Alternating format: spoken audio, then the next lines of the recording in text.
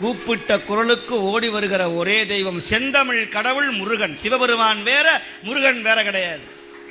5 முகம் தோன்றில் 6 முகம் தோன்றும், வெஞ்சமரில் அஞ்சலன வேல் தோன்றும், நெஞ்சில் ஒருகா நினைக்கின் இருகாலும் தோன்றும்.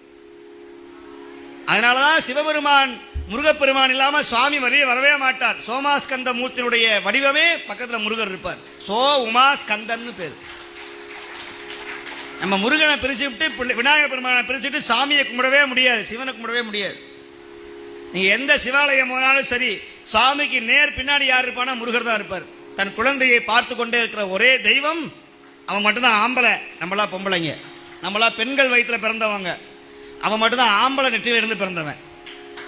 யாரும் பெண் வயிற்றுல இருந்து பிறக்காத ஒரே தெய்வம். நம்மெல்லாம் பெண்ணுடைய கர்ப்பப்பையிலிருந்து பிறந்தோம். ஆனா சுவாமி அவன் எங்கேயும் பிறப்பு இறப்பு இல்லாதவன். அவனுடைய பிள்ளையாகிய